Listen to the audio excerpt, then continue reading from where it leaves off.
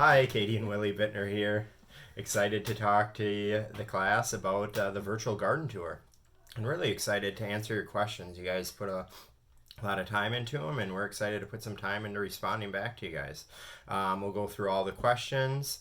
If you guys have other questions after we answer all these, feel free to email us at greatlakesustainability@gmail.com. You can get the information from Margot. But really looking forward to it. So thanks for the effort you guys put into it. What are some natural ways to keep rodents like rabbits and squirrels away? You want to answer that one? Sure. So we use to keep rabbits and squirrels away. The number one thing is we have a dog. It really helps out. If you don't have a dog, then in our raised beds they're elevated off the ground, so we have wire around them, and rabbits aren't able to get anywhere within our garden area. We had problems with rabbits earlier and ended up spending a lot of time combating them. In La Crosse, rabbit population goes up and down pretty heavily in about a few years swing. So that helps out a lot. There is natural repellent you can use too. We will use cayenne pepper if they're affecting an area. It gets on their little paws and then they just don't like to come to the area anymore. You can add garlic cloves with red pepper to water with a little dish soap, and you can spray that around, and that helps out too. So those are some of the things that we do to keep away rodents and pests. All right. Would it be more beneficial in the long run to plant nitrogen-producing plants to produce fertilizer instead of using cow manure? So here we use comfrey, super nitrogen-fixing plant. We use it in our permaculture areas with our fruit trees out front and out back. We cut the comfrey about 3 to 4 times a year. And when we need fertilizer, we take the comfrey, put it in a 5-gallon bucket of water, stuff it all in there, add water, and after 2 to 3 days, you have basically a rich cow manure type smell, really nitrogen fixing. You have to be careful with this though. You have to dilute it with actual water, or you can actually kill the plants because there's too much fertilizer in it. And it works really great. At the end of the season, we always take the comfrey, the last cutting, and we put it all over our raised beds. And then we have our compost out back, which each year we empty the chicken cage and we put it in the compost. And then the compost we turn over through the year, and then in the spring, and then we add it to our gardens. And it's really effective in providing us all the soil nutrition that we need for our gardens. Okay. What is it better to plan on what you're going to grow in your garden, or just plant random things and see what grows? So I'm going to have Katie answer this one. This is about planning about the garden and random things. Hi. Sorry, we'll try to make sure we don't have too many interruptions, but our little kids might pop in and out every once in a while. All right, so is it better to plan on what you're going to grow in your garden, or just plan random things and see what grows? That's a great question. Both work. It's really what you want your outcome to be for the year. So if you want to have high quantity and quality, you want to make sure you plan it out in advance. This is something that we do every year. We've learned a lot over the years on what works and what doesn't. So in the springtime, what we do is we sit down, we have just a regular old notebook, and we sit down and we basically sketch out what we want in each of our gardens, and we talk about which plants work best together, what we want most of, and what should go together. It does help with our yield. We get a very high yield that way. However, it is fun too to experiment. So if that's something where you just want the education of learning what goes together, then go for it. Try something random, see what works and what doesn't work together. There's no harm in experimenting. We do a certain element of that every year as well. If you're looking for resources on stuff that does grow well together, there's a lot out there. Organic gardening books talking about which plants work well together, because there certainly are some plants that do great together and will complement each other for growing.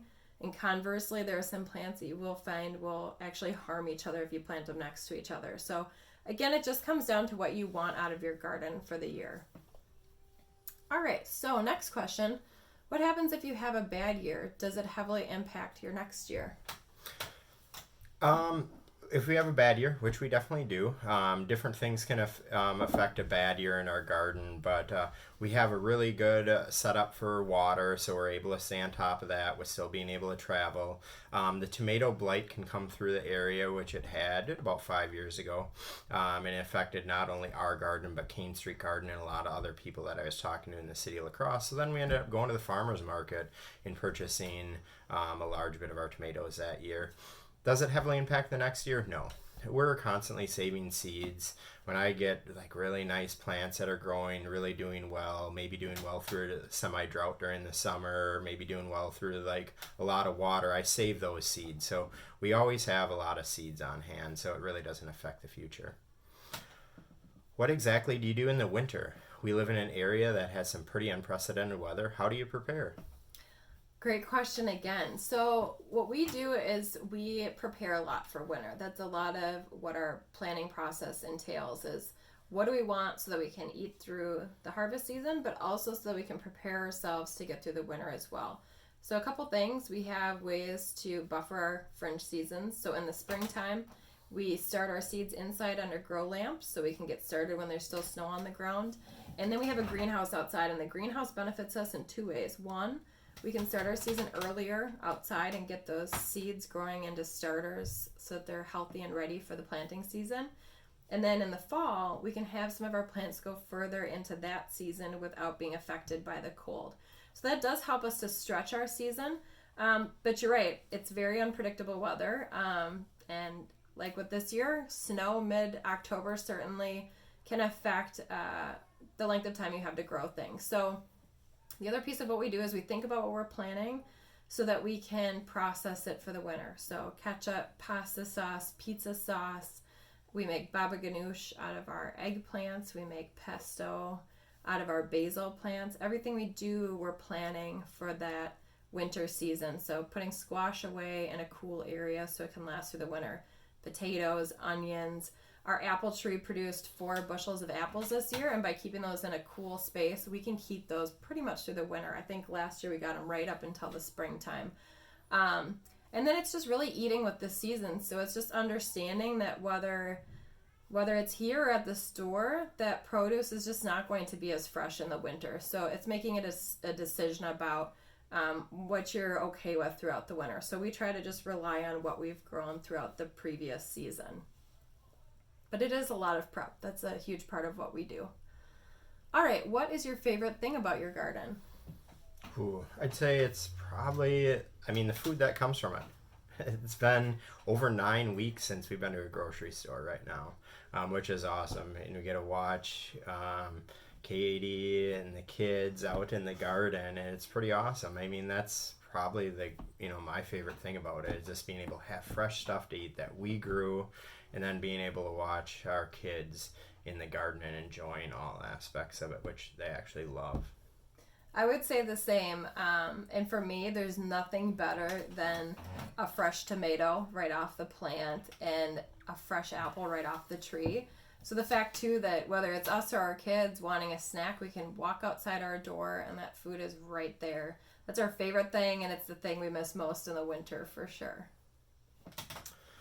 Okay, this is from a student who has actually listened to me speak about building trails and had a question for me.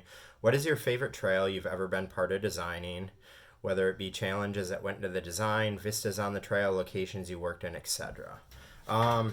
It's probably my most recent ones that I've done. I've had the ability to be part of a great design team down in Patagonia the past 2 winters, going on 3 winters hopefully here, to lay out and design a whole new national park trail system, which is literally all my knowledge and ability put into one focus area, and then training the locals down there how to build the trail sustainably too. So it's an awesome project to be a part of. I'm super fortunate to be a part of it, and super fortunate that Katie lets me leave for almost 2 months at a crack to be able to go down there and do this project, which it is so awesome. It brings me great joy in life to be part of this project. But I've been a part of a lot of really neat projects, but this one brings everything that I've learned into one, and trying to create a park that is truly sustainable through and through, from the parking to the trailheads to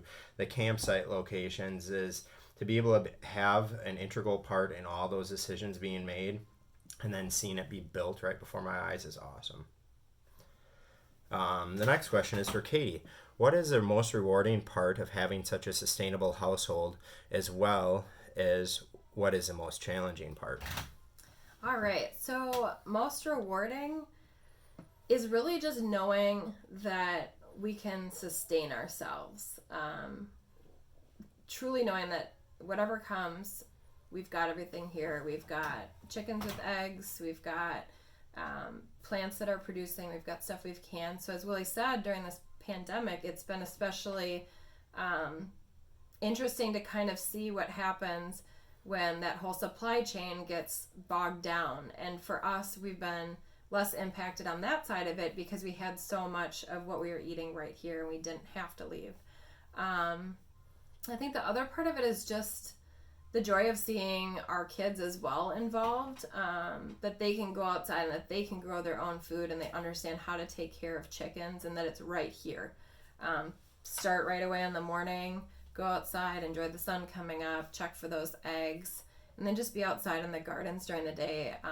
And it's something that's it's a large value of ours, is to think about the impact we're creating on our community, on our planet, and making sure that we're keeping our whole world in a place where future generations can enjoy it and be safe and healthy. So for us, it's both those instant feedback pieces of being able to go outside and have everything right at our fingertips, and those more long-term global impacts of knowing that we're doing our part to create a positive environment going forward. What is the most challenging part? It's probably a little bit of what Willie just touched on, is that this isn't the only thing we do. It is a lot of our life each day interwoven in it, but it's not all we do. We have a company that does trail building. We have 2 children. We really value our family and our friends. We like to spend time with them. We like to travel and go camping and see places. So that means that there are periods of time where there can be a lot of work involved in keeping everything going. And I don't mean that on like a daily basis of being in a routine. The routine is the biggest part of making everything run smoothly, but there are points in life where things get harder. You know, having a baby and a toddler and having Willie traveling, that did make it hard in the summers to keep on top of everything. So what we try to always do is talk about, okay, how can we most streamline what we're doing? How can we make it manageable? And if something doesn't feel manageable, how can we change it or just remove that piece and start with something else? I think the positive side is that through all the changes over these last few years, we've still been able to keep going at the same pace that we started at and have been continuing to add pieces to that as well. All right, next question. Do you ever have an issue with some plants around your house not growing well alongside another plant, to the point where you can have certain plants and not have other plants due to the fact that they just don't do as well in the small ecosystem you have built? Yeah, there are a couple of good examples we have of that. I mean, one you've seen in the video, like our son Liam planted pumpkins this year. He had the ability to plant them in his little garden, but I gave him the seeds to go plant in his little garden. He came back and he's like, "Look, Papa, I planted all the pumpkin seeds." I'm like, "Oh, where, buddy?" And he was like, "All over the gardens." I was like, "Great, so we're gonna have pumpkins coming out of our ears," which we did. We just picked our pumpkins and carved them, and we had grown around 20 some odd pumpkins that came up around our yard. It didn't really work well. I had to rip some out through the year, take them out. They don't work. Those viney plants in a small ecosystem are really hard to produce. The other thing is, they're super cheap to buy. So you can go to a farmer's market and get squash and get those pumpkins and any of those like viney things, watermelons. They're really, for the value in a small little ecosystem like they have, they're not valuable. Another one we had is when we were experimenting, we planted amaranth the first year. And amaranth is a grain similar, kind of super grain like quinoa is. And it's a really great grain to have if you have a huge place that you're growing it, like fields of acres of it. Well, it grew in our little square foot garden spot that we have, and now every year we find quinoa growing all over. It's like a weed to us, or amaranth. Sorry, amaranth. We find like a weed. And those are two ones that we had. Can you talk a little bit more about the methods you use in the garden no matter where you're living? This could be really relevant for college students, for sure. Kate, you want to take this on? I think we'll both probably speak to this one because as you've noticed, we are at the point in life where we have a home, we have 2 kids, but it wasn't always that way. Willie and I led very transient lives before settling here in 2011, especially in the trail world. You tend to move around a lot. So one of my favorite stories was when we were living out in Vermont. We were in a rental, and they had a lot right next to it. And Willie asked the landlord if it would be okay to use part of that lot to make a garden for ourselves and for the 3 other women living in the rental unit. And she said, sure. So we dug it up, and Willie was out there. He planted the garden, tilled it, came back to the Midwest. We packed up all our stuff and moved back out there. And we thought the garden was doing okay, not great. It was kind of shaded.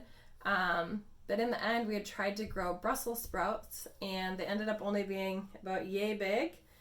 And we looked online to see how big Brussels sprouts really should have been. They should have been so much bigger. So what we realized is that due to the shade and the super moist soil, we basically had a garden that was growing on a micro level. Nothing got as big as it was supposed to be. The tomatoes didn't ripen. So what we just realized is that when we're looking, we can't just look at having a garden. We have to look at what are some of those elements of shade and moisture, dryness. Can somebody water it if we're not there? So that was kind of a funny one, learning that was something that wasn't going to work. But Willie can talk about some of the creative things he's done that did work. Mm-hmm. Yeah, again, like Katie said, I traveled, I spent 6 years living out of my tent. So I traveled around, and I would put tomato plants and pepper plants in 5-gallon buckets and would travel them job site to job site with me. If they ever got too big, which usually happened during the year, then I'd leave in like a 5-gallon bucket with a tomato plant at a friend's place somewhere. But it worked really well to always have tomatoes and a couple token peppers each year, which I really enjoy that aspect of gardening. I was also always able to have a nice basil plant. Herbs are really easy to grow and great to cook with. Really get the value back in purchasing one of those because you can have it throughout the year. It lasts through the winter. It's really great. And then I'd suggest like the community gardens. Find a community garden. It's really easy. There's community gardens throughout the city of La Crosse. We're partial to Cane Street Community Garden because it's like this, we almost throw a rock across the tracks and hit it from our house. Nonetheless, it's, those are really great places to, 1, to start educating yourself, and 2, to be able to help out Cane Street. You help out there, and then you get to walk home with some produce, which is a really great deal for a college student, too. So those are some suggestions for you on that. What is your main or preferred food preservation method? Man, I don't know if we have a main or a preferred one, but we do pretty much all of them. Yeah. So we have a stand-up freezer and we have a chest freezer, both fairly large. We can a lot. We also dry, whether it's air dry out in the yard, or we have a dehumidifier or a dehydrator that we dry plants with too. So we really use them all, the methods of it. With your food preservation for with canning, you have to make sure you're being safe with that, and the ball guide is really good. It's one link that I'll put on the down here on the bottom side for you for future resource for you. But I'd say that's our preferred methods. Yeah. I would say as a college student, don't shy away from, freezing food or fermenting. We do a lot of fermenting as well. Like Willie said, with the canning's great. It is time intensive. You do need to have the right equipment, and you have to do it safely. So it's definitely something to look into, but if you feel like you just don't have the space and the time right now to do it, that's something you could look at later on. But freezing is amazing. We freeze pesto, ketchup, baba ganoush, sauces, soup. It really is, it's a great way to preserve food. So that's a great option. Has a pandemic shaped or changed how you view gardening in the food system as a whole? Great question. Katie? I would say yes. As I answered before, things have changed a lot, as you all have probably experienced as well. And it's that whole food supply chain that we're seeing impacted, and seeing how when we have such a global world for, sharing food, sharing systems, that when something disrupts that system, it has a trickle-down effect. And especially with something like a pandemic, it's not just economic, it's really keeping people from being able to go into work and do their jobs and have access to things and leave their homes. So it's something that I feel like we thought about more theoretically in the past, as what would happen if we didn't have access to the grocery stores or things like that. That was a part of what we talked about, and I think this year has really showed us in reality what that looks like. And I know there was a time when I had a friend say she was having trouble finding eggs, and I think we felt really grateful that we had eggs in our backyard. And we just always saw backyard eggs as something that were delicious and super accessible for us, but I never thought about that supply chain really being disrupted so much that accessibility would be gone. So I think we're all seeing a huge impact from this pandemic, and I'm actually hoping that it helps us all going forward, thinking about that whole supply chain, so that our local food systems can start to be an even bigger part of supporting the communities, because as long as we have local food, we can support our local community. So I think that's a really big piece going forward, that whole resiliency piece that I hope that we can keep working on, so that everybody has equal access to food even in these trying times. Yeah. It's made me really grateful that we have the system that we have in place, because again, it's been 9 weeks since we've been to the grocery store to buy anything, which is just awesome. Next question. What exactly is a rain garden? Just looking for more about exactly what they are and what makes them significant. Great question. So what exactly is a rain garden? Simplest form, it's a depression in the ground that's collecting stormwater runoff from somewhere. It could be from your yard, it could be from a parking lot, but basically then the water sits in there, and it's not supposed to pool in there for more than 24 hours because it's supposed to soak down into the ground. And when it soaks down into the ground, then it's going into the water table right in that area. Whereas opposed, if you don't have any rain gardens, or it's coming off all the parking lots, it goes into the stormwater. Then you get all those other contaminants and stuff that goes right out into the river, promotes algae growth, a lot of other bad things can happen of it. The really great thing is the city of La Crosse has really been pushing the stormwater management runoff. So you're seeing parking lots with rain gardens on them now, because if they don't have them there, they have to pay money for the stormwater that's going into the system of the city of La Crosse, which is just awesome. So rain gardens are really great, and really should be implemented similar in La Crosse like they are in all cities around. One thing that I would really like to see the city of La Crosse taking is a green roof initiative. There's a lot bigger cities and other cities that are taking those on. Again, on the bottom of this, I'm going to put a link, and it's a Wisconsin DNR rain a garden guide. It's a really great guide that's been used actually around the country on rain gardens and how to install them. There's different sort of plants that you can put into them. You want deeper root systems so they're able to absorb the water. Like you've seen, we have a rain garden out front. Now we took some of our plants from it and gave it to our neighbors to the north and the south. So we have 3 rain gardens right around, which makes us feel really good, because at the bottom of the block literally becomes a swimming pool if we get a big rain, and water actually goes into the neighbor's basement down there because it's in the floodplain area just close to us. So great question. All right, what drew you and your family to this lifestyle? A lot of things. So that's a big question. we're very intentional about this lifestyle and wanting to develop a place inside the city that would be sustainable. Willie grew up in Trempealeau.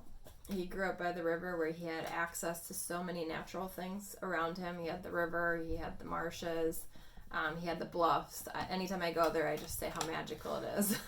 Really love it. I grew up in the cities, but even so, my family was really focused on gardening and composting as I was growing up. So Willie and I, as we've talked about, work in the field of conservation and sustainability. So it's part of what we've dedicated just even our professional lives to. But when it comes to the specific homestead that we have here, early on, Willie was taking me to different properties in northern Wisconsin that would have 40 or 80 acres, and there are these beautiful properties where we could have put in an orchard and so many things up there. But what we decided in the end is that we wanted to have a small homestead right inside a city, and to see what we could do on that space. And so one of our big passions is that we want to show how it is possible to grow your food, to have a small urban homestead right in a city.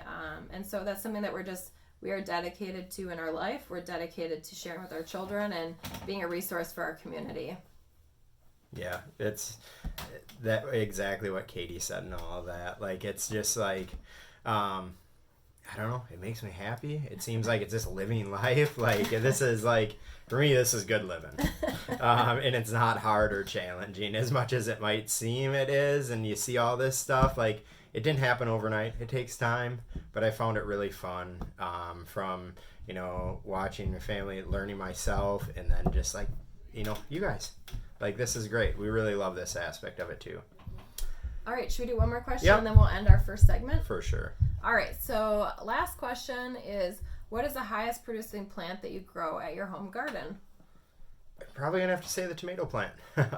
We love tomatoes here. Each tomato bush that we plant, or vine, produces anywhere from 10, and we've had one year where we had one bush that produced, I think it was close to 50 pounds of tomatoes. It was awesome. Nonetheless, like, that's a plant. Like, we've eliminated all of our tomato products. We don't purchase any from the store anymore, which is a goal of ours a few years ago, and we've literally made it a reality. A lot of trial and error on some recipes too.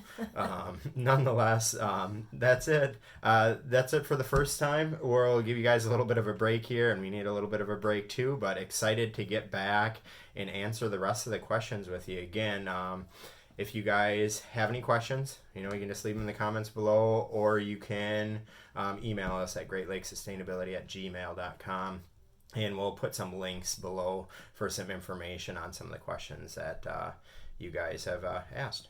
All right, thanks guys.